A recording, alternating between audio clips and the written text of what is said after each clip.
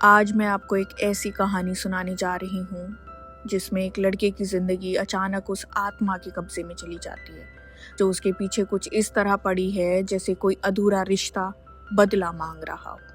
और यही डार्क डरावनी कहानी है दशहरा की। तो वीडियो को लाइक ज़रूर कर दीजिए और अब मैं कहानी शुरू करती हूँ। कहानी की शुरुआत। फिल्म की शुरुआत एक बिल्डिंग से होती है। सारे मजदूर चाय पी रहे होते हैं। माहौल बिल्कुल सामान्य है, लेकिन तभी टेबल पर रखा एक ग्लास जमीन पर गिरकर जोर से टूट जाता है। उस आवाज के साथ ही बिल्डिंग के इंजीनियर मधु को जैसे अंदर तक झटका लगता है। उनके चेहरे से साफ दिखता है कि कुछ बहुत बुरा होने वाला है।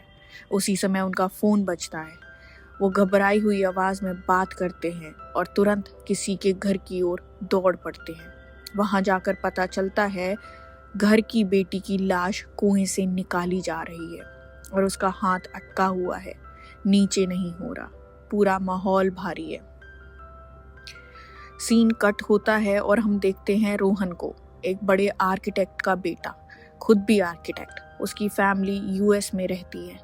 वो बिजनेस के काम से इंडिया आया है और कुछ दिनों में वापस चला जाएगा। इतने बड़े घर में वो बिल्कुल अकेला रहता है, इसलिए आज उसने पार्टी रखी है। दोस्त, शराब, म्यूजिक, सब कुछ।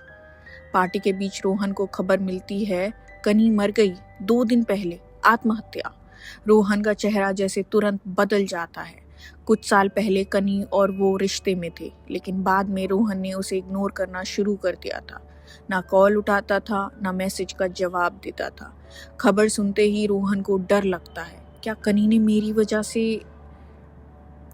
अगले दिन रोहन और उसका दोस्त कनी के घर पहुंचते हैं। वहां मधु भी मौजूद होता है। रोहन ऊपर जाकर कनी का कमरा देखता है। तस्वीरें, यादें, वो छोटे छोटे पल सब उसकी आंखों में घूमने लगते हैं। छत पर कनी का भाई किरण बैठा होता है, टूटा हुआ, खुद में खोया हुआ। वो बताता है कि उसके कमरे से कुआं साफ दिखता है और वही दृश्य उसकी नींद छीन लेता है। रोहन घर लौटता है। कनी की याद में उसका हेयर क्लिप अपने साथ ले आता है। उस रात बालकनी का बंद दरवाजा अपने आप खुल जाता है, फिर कमरे का दरवाजा भी। रोहन इसे नजरअंदाज करके सो जाता है, पर डर उसके अंदर घर कर चुका है। रात में कोई उसके बालों को सहलाता है। बिस्तर पर किसी के बैठने का एहसास होता है। पायल की आवाज उसके ठीक पास से गुजरती है। रोहन डर कर कमरे से भाग जाता है और पूरी रात नीचे बैठा रहता है। अगली रात वो किचन में खड़ा खाना खा रहा होता है। तभी फिर कोई उसके बालों को सहलाता है। इस बार आत्मा उसे पकड़कर घसीटती है, उसका गला दबाती है, उसे मारने की कोशिश भी करती है, यहाँ तक कि उसके हाथ पर काट भी लेती है। रोहन बेहोश हो जाता है। सुबह वॉचमैन और काम वाली उसे होश में लाते हैं।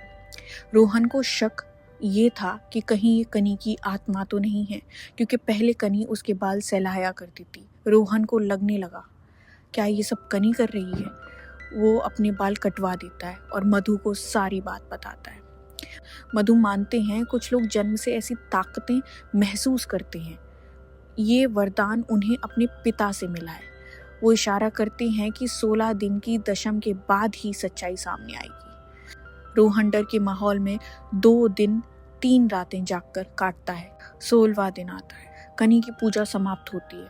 रोहन कमरे में वापस जाता है। सब सही लगता है। वो चैन की सांस लेकर सो जाता है। फिर उसी रात वो पार्टी करता है। किरण को भी बुलाया जाता है, लेकिन बालकनी में शराब पीते समय कुछ अजीब होता है। रोहन को पायल की आवाज सुनाई देती है और फिर एक लंबी परछाई किरण को पकड़कर छत से फेंक देती है। किरण बच जाता है, लेकिन पूरी तरह घायल होता है। रोहन घर लौटकर डर के मारे हेयर क्लिप से खेलता रहता है और तभी बिजली चली जाती है। पायल की आवाज आती है। वो पीछे मुड़कर देखता है। बालकनी में एक लंबी छायादार आकृति खड़ी है और अब सच सामने है। वो आत्मा लड़की की नहीं, वो एक आदमी की है। रोहन घर से भाग जाता है। अगले दिन रोहन मधु को सब बताता है। मधु पूछते हैं, क्या तुम कनी के घर से कुछ लाए थे। रोहन याद करता है, हाँ, वो हेयर क्लिप। मधु बताते हैं, आत्माएं अपनी चीजों से जुड़ी रहती हैं, लेकिन यहाँ समस्या यह थी कि आत्मा कनी की नहीं है, कोई आदमी उससे जुड़ा था। या तो प्यार करता था या नफरत। दोनों कनी के घर जाते हैं। वहां पायल का बॉक्स खाली मिलता है, मतलब आत्मा वही पहनकर घूम रही है।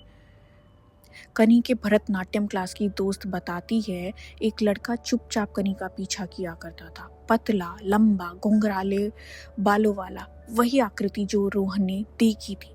फोटोशॉप की दुकान पर पता चलता है कि लड़की का नाम फिलिप है और वो अक्सर धार्मिक श्लोकों की फोटो कॉपी करवाता रहता था। उनमें 10 डेरे जजमेंट डे लिखा था। मधु को शक होता है फिलिप और एलिसमा के बेटे मनु के बारे में।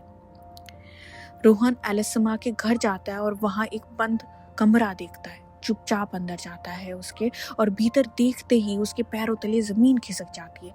फिलिप की सड़ी हुई लाश पलंग पर पड़ी होती है और उसके पैरों में कनी की पायल बंधी होती है। कमरे में कनी की तस्वीरें, चूड़ियां, झुमके सब रखे थे। ये देखकर रोहन सन्न रह जाता है। तभी एलिसमा पीछे से हमला करती है। बेहोश रोहन से वो अपनी कहानी कहती है। फिलिप कनी से प्यार करता था, उसे कैंसर था, वो कनी को कभी बता नहीं पाया, बस दूर से देखता रहता था। बीमारी के बाद वो बिस्तर पर पड़ गया था। एलिसमा अपने बेटे के लिए कनी की चीजें चुरा कर लाने लगी।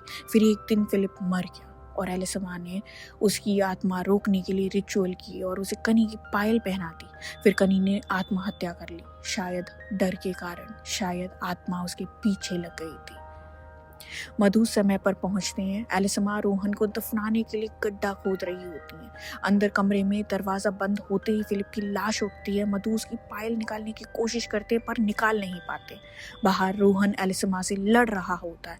अंत में रोहन कमरे में घुसता है और देखता है कि फिलिप की आत्मा मधु को मारने वाली है।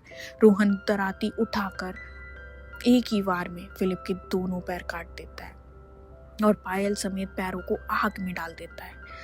आत्मा चीखते हुए छत तोड़कर बाहर निकल जाती है। घर में आग लग जाती है। एलिसमा रोती रह जाती है। फिलिप की लाश भी जलकर खत्म हो जाती है। लास्ट ट्विस्ट ये है कि कनी की आत्मा कहाँ गई।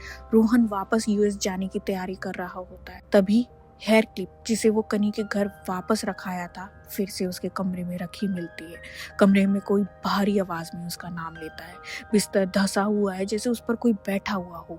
वो कंबल फेंकता है और अंदर एक आत्मा बैठी दिखती है। शायद इस बार कनी लौट आई है और यहाँ फिल्म खत्म हो जाती है।